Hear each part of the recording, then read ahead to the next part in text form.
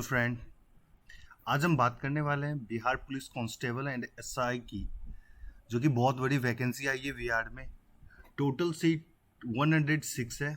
तो आज हम इसी जॉब वैकेंसी के बारे में डिस्कस करने वाले हैं। तो आज हम बात करने वाले हैं बिहार पुलिस स्पोर्ट कोटा जो वैकेंसी आई है एसआई एंड कांस्टेबल की, उसके बारे में।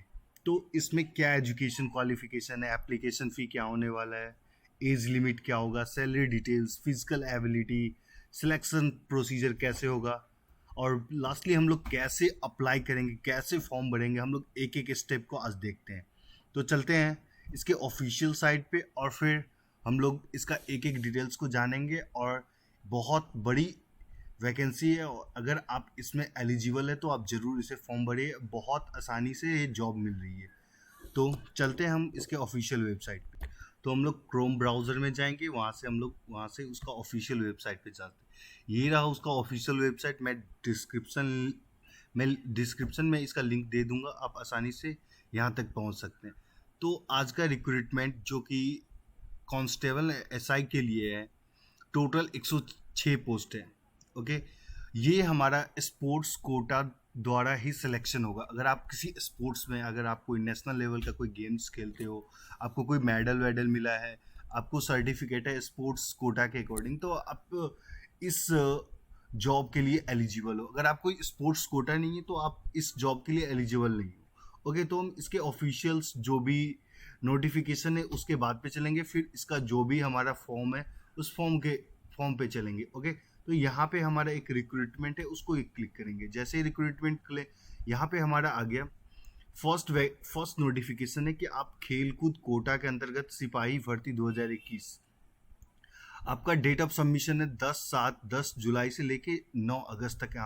आप इस फॉर्म को भर सकते हैं। फिर सेकेंड नोटिफिकेशन है हमारा कि आप खेलकूद कोटा के अंतर्गत पुलिस अवर निरीक्षक यानी कि आप एसआई भर्ती 2021 नियुक्ति प्रक्रिया के संबंध में ये विज्ञापन दिया हुआ है। तो ये भी आप 10 जुलाई से लेके 9 अगस्त तक इस फॉर्म को भरते हैं। तो चलिए हम इस एडवर्टाइजमेंट के इस नोटिफिकेशंस को पढ़ते हैं, कैसे फॉर्म भरें और किस तरह से हम इस जॉब को पाएं। ओके, तो फिर ये हमारा कुछ इस तरह से आया। तो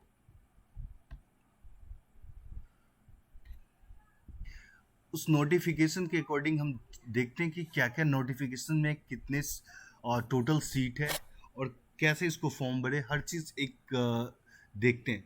तो यहाँ पे जो अनारक्षित कोटा है, इस रिजर्वेशन कोटा दिया गया है। इस रिजर्वेशन के अकॉर्डिंग हमारे जो भी सीट्स अवेलेबल है उस सीट के बारे में दिया गया है। तो अनारक्षित कोटा के अकॉर्डिंग आपको 22 सीट है टोटल, जो कि जनरल कैटेगरीज बोलते हैं। अनारक्षित मतलब जनरल महिला, ओके, उसके लिए 13 सीट्स है। आर्थिक रूप से जो भी कमजोर वर्ग है, ओके, उसके लिए 6। आर्थिक रूप से कमजोर वर्ग महिला के लिए 2 सीट अवेलेबल है। पिछड़ा वर्ग ओबीसी के अकॉर्डिंग अगर 7 सीट है और अगर महिला है तो उसके लिए 3 सीट है। अत्यंत पिछड़ा वर्ग के लिए 10 सीट और अत्यंत पिछड़ा वर्ग महिला के लिए 5 सीट है। अनुसूचित जाति के लिए 9, अनुसूचित जाति महिला के लिए 4, अनुसूचित जनजाति के लिए 1, महिला के लिए यहाँ पे 0 सीट है और पिछड़ा वर्गों की महिला के लिए यहाँ पे 3। तो टोटल 85 सीट से यहाँ पे आपको सिपाही के लिए, ओके, ये नोटिफिकेशन सिपाही कांस्टेबल के लिए टोटल यहाँ पे 85 सीट्स के लिए यहाँ पे वैकेंसी है। ओके, तो आपको क्या क्या इसमें, क्या क्या रिक्वायरमेंट में क्या क्या ज़रूरत है, आपकी क्या क्वालिफिकेशन होना चाहिए, आपका फिजिकल फिटनेस कैसा होना चाहिए, तो हम लोग इस चीज़ को लेकर अब डिस्कस करते हैं। ओके, कांस्टेबल के लिए आपको एजुकेशन क्वालिफिकेशन, आपको शिक्षा आपकी +2 होनी चाहिए कोई भी रिकॉग्नाइज्ड बोर्ड से। और पुलिस सब इंस्पेक्टर के लिए आपको ग्रेजुएशन होना बहुत ज़रूरी है। ग्रेजुएशन की आपकी डिग्री रहेगी, फिर आप इस जॉब के लिए एलिजिबल है। फिर अब बात करते हैं एप्लीकेशन फ़ी की। एप्लीकेशन फ़ी कितना रहेगा? तो एप्लीकेशन फ़ी के बारे में हम जानते हैं। एप्लीकेशन फ़ी जो जनरल, ईबीसी, बीसी और ईडब्ल्यूएस है उसके लिए 700, और जो भी एससी एसटी है उसके लिए 400 रुपये।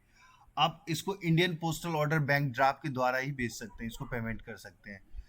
और इसका जो भी सिपाही पद के लिए भर्ती के लिए आपको सैलरी आपको 69,100 तक आपको दिया जा सकता है।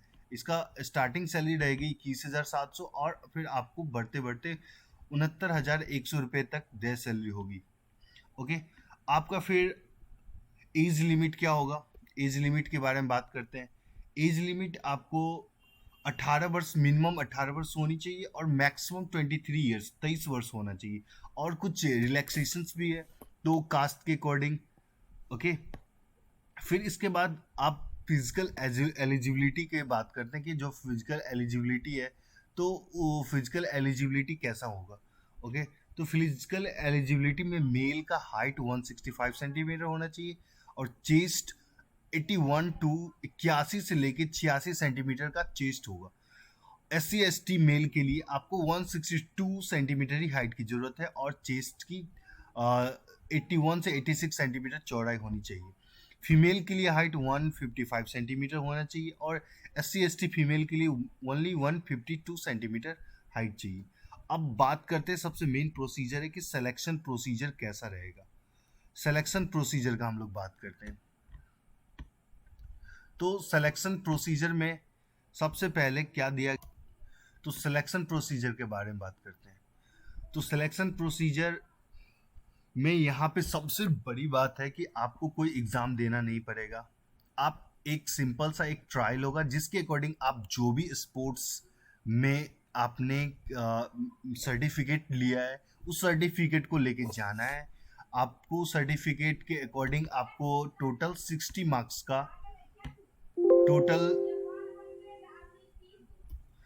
70 मार्क्स आपको जो भी खेल कूद में आपने जो भी उपलब्धि हासिल किया है तो उसके अकॉर्डिंग आपको मिलेगा।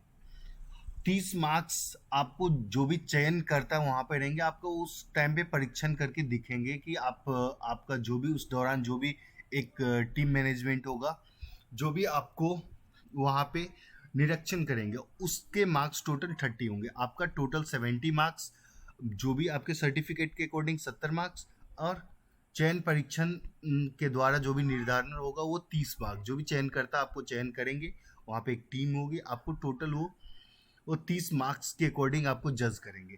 तो ये टोटल 100 मार्क्स का रहेगा प्रोसीजर, जिसमें आपको मिनिमम 60 प्लस होना चाहिए, ना कि 60 में आप एलिजिबल नहीं हो पाएंगे। आपको 60 प्लस होना चाहिए स्कोर। 60 प्लस होने के बाद आपका सिलेक्शन हो जाएगा।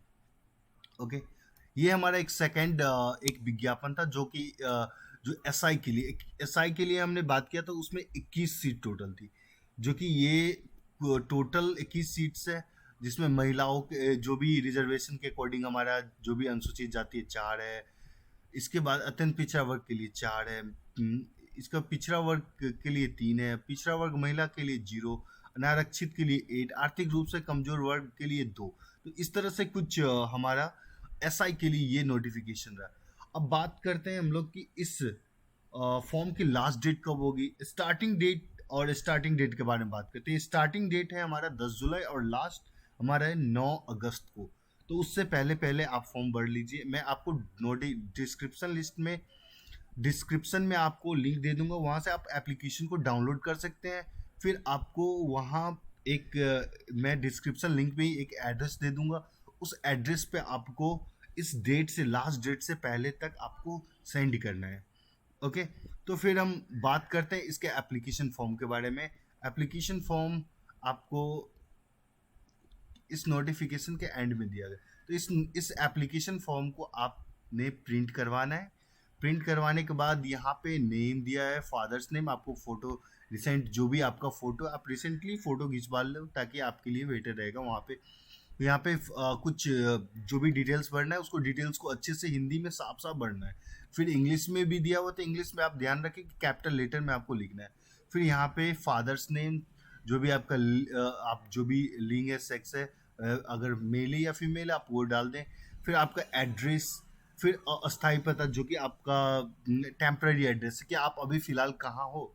फिर जन्म तिथि, आप जन्म तिथि यहाँ पे डालेंगे। आपकी फिर हाइट क्या है।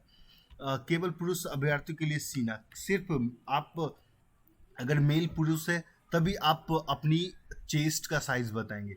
महिलाओं के लिए चेस्ट की साइज बताना जरूरी नहीं है।